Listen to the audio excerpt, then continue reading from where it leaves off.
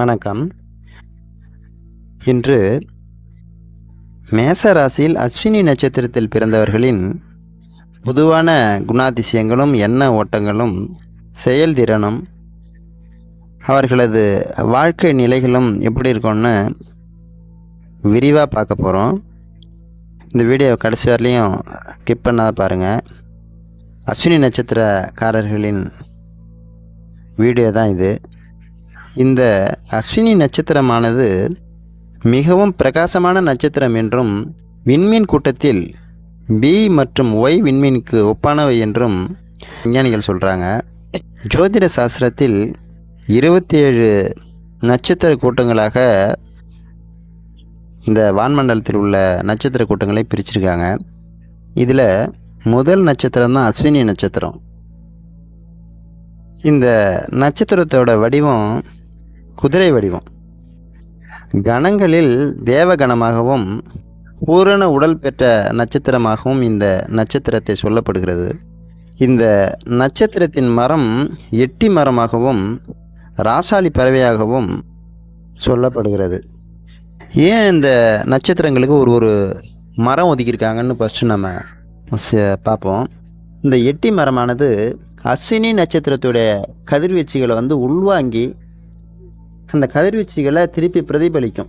அதனால் பார்த்திங்கன்னாக்க இந்த அஸ்வினி நட்சத்திரத்துடைய கதிர்வீச்சை உள்வாங்கிற தன்மை அதிகமாக அந்த எட்டி மரத்தில் இருக்கிறதுனால எட்டி மரத்தை அஸ்வினி நட்சத்திர மரமாக வச்சுருக்காங்க.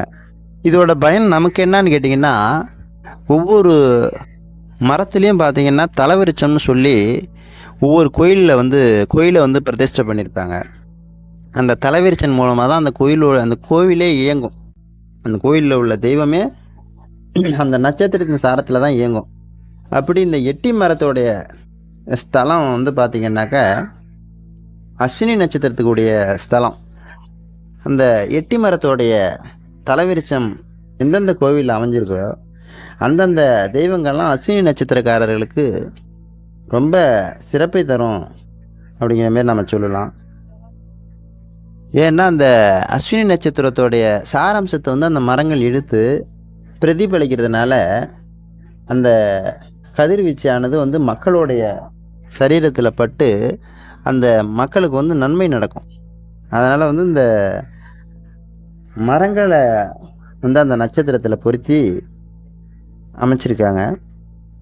இந்த அடிப்படையில் தான் கணங்களையும் பறவை ராசாளி பறவை என்று சொல்லக்கூடிய பறவையும் எட்டி மரம் இது எல்லாமே பார்த்திங்கன்னா அந்த நட்சத்திர சாராம்சத்தை அதிகமாக உள்வாங்கி வெளியில் இடுறதுனால இப்படி பிரிச்சிருக்காங்க. ஏன்னா ஒரு விஷயத்தை சம்மந்தம் இல்லாத முன்னோர்கள் செய்ய மாட்டாங்க. அதன் அடிப்படையில் தான் இந்த நட்சத்திர மரம் இயங்குது. இந்த மரம் இருக்க ஸ்தலத்துக்கு போயிட்டு வந்தாக்க அதிகமான நற்பலம் அடையலாம் அஸ்வினி நட்சத்திரக்காரர்கள். இப்போ இந்த அஸ்வினி நட்சத்திரத்தில் பிறந்தவர்களின் குணாதிசயங்களை பற்றி இப்போ பார்க்க போகிறோம்.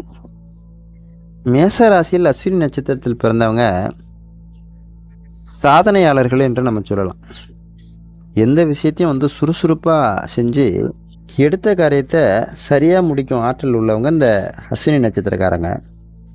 இவர்களுக்கு நீண்ட அழகிய கண்களும் ஆபரணம் பூணுவதில் அதிக விருப்பம் கொண்டவர்களாகவும் இருப்பாங்க. நண்பர்களிடத்தில் சுமூகமாக நடந்து கொள்ளும் ஆற்றல் உள்ளவங்களாகவும் இருப்பாங்க. இந்த நட்சத்திரத்துடைய அதிபதியை பார்த்திங்கன்னா ஞானகாரகன் என்று சொல்லக்கூடிய கேது பகவான். அதனால் அதீத புத்திசாலியாக இருப்பாங்க. எல்லோராலும் நேசிக்கப்படும் நபராக இருப்பார்கள். ஆடை ஆபரணங்கள் பூணுவதில் அதிகம் நாட்டம் உள்ளவர்களாகவும் சில தீய நண்பர்களின் சேர்க்கை உள்ளவர்களாகவும் நிதானமாக செலவு செய்யும் குணம் கொண்டவர்களாகவும் இருப்பாங்க. இந்த அஸ்வினி நட்சத்திரமானது மேச ராசியில் அமைஞ்சிருக்கு. இந்த அஸ்வினி நட்சத்திரத்தை 4 பாதமாக பிரிச்சிருக்காங்க. இதை ஏன் இப்படி 4 பாதமாக பிரித்தாங்கன்னா, வான்மண்டலத்தை 12 பாகமாக பிரிச்சிருக்காங்க. அப்படி பிரித்தது தான் 12 ராசி. இந்த 12 பாகமாக பிரித்த ராசி மண்டலத்தை 27 நட்சத்திரத்தையும் பங்கிட்டு அடைக்கணுங்கிறதுனால ஒரு நட்சத்திரத்தை 4 பாகமாக பிரித்தாங்க. ஒரு ராசிக்கு 9 பாதம் அப்படின்னா ஒரு ராசியில் 2.25 நட்சத்திரம் இருக்கும். 2.25 நட்சத்திரம் தான் இது வந்து 12 ராசிக்கும் பங்கிடலாங்கிறதுனால அப்படி பிரித்தது தான். இப்படி பிரித்ததில் வந்து நவாம்சத்தில் வந்து மாறுபடும். அதனால தான் இந்த பலன்கள் வந்து பாதத்துக்கு பாதம் மாறுபடுறது. இந்த முதல் பாதத்தில் பிறந்தவங்களுக்கு இந்த மேசராசியிலே அம்சமும் விழுந்திருக்கும். அப்படின்னாக்கா அந்த மேசராசியோடைய அதிபதி செவ்வாயோடைய இயக்கத்தில் வந்து அவங்களுடைய சுபாவம் இருக்கும். அதாவது முரட்டு சுபாவமும் கொஞ்சம் அதிகம் கோபம் கொண்டவர்களாகவும் கொஞ்சம் திருட்டு குணம் கொண்டவர்களாகவும் சுயமாக சம்பாதிக்கும் ஆற்றல் கொண்டவர்களாகவும் வாழ்க்கையை ரசித்து வாழ வேண்டும் என்ற ஆசை உள்ளவர்களாகவும் இருப்பாங்க. இவர்கள் போர் வீரனை போல செயல்படுவாங்க. அதாவது அஞ்சா நெஞ்சம் கொண்டவர்கள் என்று சொல்லலாம் இந்த முதல் பாதத்தில் பிறந்தவங்களை. ஆண்களாக இருந்தால் பெண்கள் மீதும் பெண்களாக இருந்தால் ஆண்கள் மீதும் அதிகமான ஈடுபாடு உள்ளவங்களாக இருப்பாங்க. தெய்வீக அருள் பெற்றவர்களாகவும் தனவந்தராகவும் புத்தி சாதுர்த்தியம் உள்ளவர்களாகவும் புகழை விரும்பக்கூடியவர்களாகவும் இருப்பாங்க. இவர்களுக்கு சில நேரங்களில் அற்ப எண்ணங்களும் புறம்பேசும் குணமும் உண்டாகும். ஆனால் நியாயத்துக்காக போராட மனிதர்களாக இருப்பாங்க. அஸ்வினி நட்சத்திரத்தில் 2ஆம் பாதத்தில் பிறந்தவங்க சுக்கிரனின் அம்சத்தில் இருப்பாங்க. அது எப்படின்னா ரிஷப ராசியில் வந்து அவங்களுக்கு அந்த நவாம்ச ராசி வந்து அமைஞ்சிருக்கும். 2ஆம் பாதத்தில் பிறக்கிறவங்களுக்கு சந்திரன் வந்து ரிஷப ராசியில் அமைஞ்சிருக்கும். தர்மம் செய்வதில் அதிகம் விருப்பம் உள்ளவர்களாக இருப்பாங்க. கலையில் அதிகமான ஈடுபாடும் புகழில் விருப்பமும் இவங்களுக்கு காணப்படும். புராணங்கள், இதிகாசங்கள், சாஸ்திரங்கள் முதலியான அனைத்து நூல்களையும் இவங்க படித்து தெரிஞ்சுக்கணும் அதிகமாக அப்படின்னு முயற்சி பண்ணுவாங்க. வயதில் பெரியவர்களிடம் அதிகமாக சில விஷயங்களை கேட்டு தெரிஞ்சு கொண்டு ஊக்கத்தை பெற்றிருப்பாங்க. பாதம் செய்வதிலும் டாம்பிகம் செய்வதிலும் ரொம்ப பிரியம் உள்ளவங்களாக இவங்க இருப்பாங்க. அஸ்வினி நட்சத்திரத்தில் 3ஆம் பாதத்தில் பிறந்தவங்க புதனின் அம்சத்தில் இருப்பாங்க. இவங்களுக்கு அதிக சாமர்த்தியம் உள்ளவங்கன்னு சொல்லலாம் நம்ம இவங்கள. வித்தைகளுக்கே அதிபதி புதன் என்பதால் இடத்துக்கு தகுந்த மாதிரி தன்னை மாற்றிக்கொள்ளும் சுபாவம் கொண்டவங்களாகவும் கல்வியில் அதிகம் ஈடுபாடு கொண்டவங்களாகவும் சுகமாக வாழ நினைப்பவங்களாகவும் எதிரே வெற்றி கொள்ளும் சாமர்த்தியம் கொண்டவர்களாகவும் இருப்பாங்க. வேத சாஸ்திரத்திலும் அதிகமான ஈடுபாடு இருக்கும். விஞ்ஞானம், ஜோதிடம் முதலியவற்றில் அதிகமாக பிரியம் கொண்டவங்களாகவும் இருப்பாங்க. இவங்களுடைய உடல் பார்த்திங்கன்னா உஷ்ண திரேகத்தை கொண்டதாக இருக்கும்.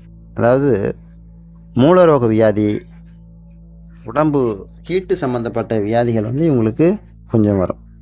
அஸ்வினி நட்சத்திரம் 4ஆம் பாதத்தில் பிறந்தவங்க சந்திரனுடைய அம்சத்தில் இயங்குவாங்க. அவங்களுக்கு கடக ராசியில் அந்த நவாம்சம் விழும். கடவுள் பக்தி அதிகம் கொண்டவர்களாகவும் தர்மம் செய்வதில் அதிகம் ஆர்வம் கொண்டவர்களாகவும் தர்ம ஸ்தாபனங்களை திறமையோடு நேர்மையுடன் நடத்தும் ஆற்றல் கொண்டவங்களாகவும் இருப்பாங்க.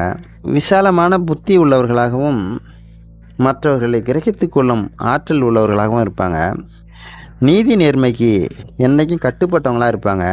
அறவழியில் நடந்து மக்களுக்கு தொண்டு செய்கிறவங்களாகவும் இருப்பாங்க. ஆனால் இந்த அஸ்வினி நட்சத்திரத்தில் எந்த பாதத்தில் பிறந்திருந்தாலும் மேச ராசியில் இவங்க பிறந்ததுனால இவங்களை ஒரு சாதனையாளர்கள் என்று சொல்லலாம் நம்ம. ஏன்னா ராசி மண்டலத்திலே முதல் ராசி வந்து மேச ராசி தான். எதுலேயும் வந்து முதன்மையாக திகழ வேண்டும் என்ற எண்ணமும் லட்சியமும் உழைப்பும் இவங்களுக்கு உண்டு. பாராபட்சம், தெய்வதாட்சணை இவங்க யார் மேலேயும் பார்க்க மாட்டாங்க. உண்மைகளை வந்து ஆணித்தரமாக போட்டு உடைக்கும் ஆற்றல் உள்ளவங்கன்னு சொல்லலாம். மேசராசியில் பிறந்தவங்க அனைத்து பேருமே உணர்ச்சி வசப்படக்கூடிய நபர்களாகவும் தனி வழியில் நடந்து கொள்ளும் ஆற்றல் உள்ளவங்களாகவும் இருப்பாங்க. அதாவது சுதந்திர எண்ணம் கொண்டவங்களாக இருப்பாங்க.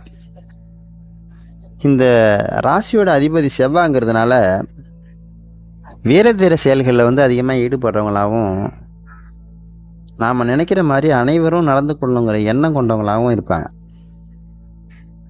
சில நேரத்தில் வந்து பிறரையும் பிற எண்ணங்களையும் வந்து அலட்சியமாக எடுத்துப்பாங்க.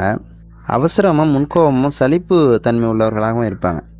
சில நேரத்தில் வந்து அவசரப்பட்டு பேசிடுவாங்க. முன்கோபம் டக்குன்னு இவங்களுக்கு வந்துடும். இது ஏன் அப்படிலாம் வருதுன்னா இவங்களுக்கு வந்து இந்த செவ்வாயோடைய வீடு அது. மேச ராசிங்கிறதே செவ்வாயோட வீடு. செவ்வாய்ங்கிறதே வந்து பார்த்திங்கன்னா ஒரு போர்க்காரகர். ஆனால் போர் பண்ணாலும் நியாயமான முறையில் வந்து அவங்களுடைய விஷயம் வந்து அமைஞ்சிருக்கும். போர் சண்டை எதை எடுத்தாலும் அவங்க வந்து நியாயத்தை வந்து நிலைநாட்டணும் அப்படிங்கிற மாதிரி நினைப்பாங்க. மேச ராசிங்கிறது வந்து பார்த்திங்கன்னா தர்ம ராசியாக சொல்லப்படுகிறது. தர்ம ராசிங்கிறத வந்து நேர்மையான வழியில் தான் நடப்பாங்க. அதிகமான வந்து தவறான பாதையில் போக மாட்டாங்க அப்படிங்கிற மாரி நம்ம ஆணித்தரமாக சொல்லலாம். அது மட்டும் இல்லாத இந்த மேச ராசி வந்து சரராசி. சரராசிங்கிறதுனால ரொம்ப வேகமாக செயல்படுவாங்க. இளமை காலங்கள்லேயே வந்து இவங்களுடைய வாழ்க்கை வந்து ரொம்ப இளமை காலங்கள்லேயே இவங்களுக்கு வந்து ஒரு பாதை அமைஞ்சிரும். இளமை காலங்கள்லேயே வந்து இப்படி தான் வாழணும் அப்படிங்கிற மாரி ஒரு பெரும்பாலான பேருக்கு ஒரு நல்ல பாதை அமைஞ்சிரும். அதை நோக்கி செயல்பட்டுக்கிட்டே இருப்பாங்க. அது மட்டும் இல்லாத இந்த மேச ராசியானது நெருப்பு ராசிங்கிறதுனால நம்மளை போல் வந்து மற்றவங்களும் வாழணும், நம்ம கூட கூடுறவங்களாம் நம்மளை மாதிரியே இருக்கணுங்கிற மாரி ஒரு எண்ணம் அவங்களுக்கு வந்து தோன்றும். எப்படின்னா இப்போ நெருப்போடைய தன்மை என்னன்னாங்க, நெருப்பில் இப்போ எந்த பொருளை போட்டாலும் அந்த பொருள் வந்து நெருப்பாக மாறிடும். அந்த தன்மை வந்து அந்த நெருப்புக்கு இருக்குது. அது மாதிரி நம்ம கூட யாரெல்லாம் நம்ம கூட சேர்ந்துருக்காங்களோ, யார் கூடலாம் நம்ம தொடர்பு வச்சுருக்கோமோ அவங்கெல்லாம் வந்து நேர்மையாக வாழணும், அவங்கெல்லாம் வந்து சரியானவங்களாக இருக்கணும் அப்படிங்கிற மாதிரி ஒரு எதிர்பார்ப்பு அவங்களுக்கு இருக்கும். இவங்க தர்ம வழியில் அதிகம் நடப்பவர்களாகவும் வெற்றி நாயகர்களாகவும் திகழ்வாங்க. இப்போ இந்த மேசராசியோட பொதுவான குணங்கள், வாழ்க்கை நிலையும் மேசராசியில் அஸ்வினி நட்சத்திரத்தில் உள்ள குணாதிசயங்களும் பற்றி விரிவாக பார்த்தோம். அடுத்தது மேச ராசியில் பரணி நட்சத்திரம் எப்படி இருப்பாங்கங்கிறத அடுத்த வீடியோவில் பார்ப்போம். நன்றி, வணக்கம், வாழ்க வளமுடன்.